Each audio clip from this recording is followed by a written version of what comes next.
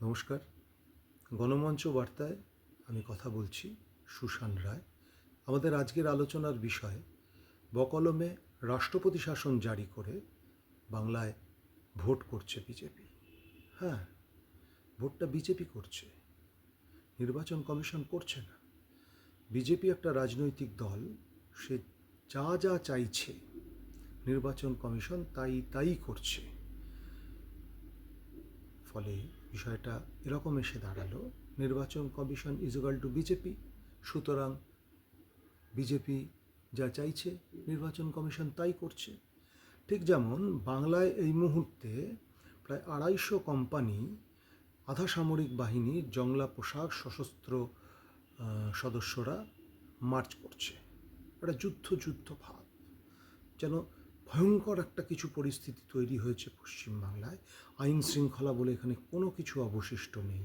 অথচ ইউনিয়ন সরকারের স্বরাষ্ট্র দপ্তর বারবার 3বার তারা ঘোষণা করেছে পরপর, এই বাংলায় আইন শৃঙ্খলা এতটাই উন্নত অবস্থায় আছে, ভারতবর্ষের অন্যান্য শহর এবং অঞ্চলের থেকে বসবাসের জন্য এবং নারী সুরক্ষার ক্ষেত্রে তারা 1 নম্বরে।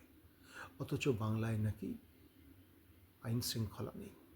এই মিথ্যা প্রচারকে বিজেপি মান্যতা দিতে ভ্যানিশ কুমাররা একটা যুদ্ধ বাতাবরণ তৈরি করেছেন। বাতাবরণটাই যুদ্ধের। আপনি বাজারে গেছেন, আধা সামরিক বাহিনী মার্চ করছে। আপনি অফিস আদালতে যাচ্ছেন, আধা সামরিক বাহিনী রাস্তা দিয়ে মার্চ করছে। একটা যুদ্ধ ব্যাপার। আমরা ছোটোবেলায় একটা গান শুনেছি এবং গানটা আমরা গেয়েওছি বিভিন্ন সময়। ওরে হাল্লা রাজার সেনা, তোরা যুদ্ধ করে করবি কি তা বল। তোরা যুদ্ধ করে কি করবি? তা যুদ্ধবিরোধী একটা গানের অবস্থান রয়েছে।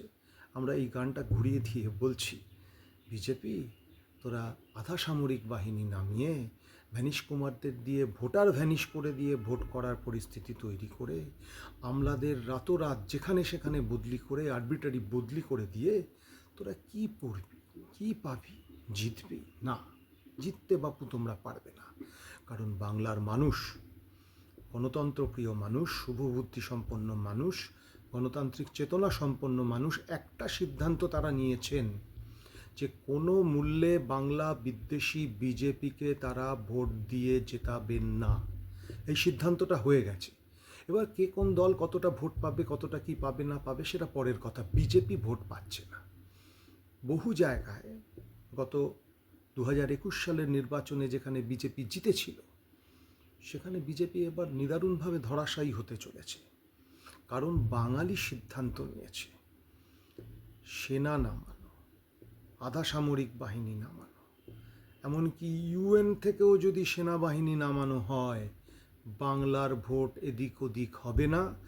বাংলা বিদ্বেষী বিজেপির বিরুদ্ধেই সেটা যাবে। আমাদের এই চ্যানেলটি যদি আপনাদের পছন্দ হয়ে থাকে, সাবস্ক্রাইব করুন, কমেন্ট শেয়ার করুন, বন্ধুদের মাঝখানে ছড়িয়ে দিন। ধন্যবাদ।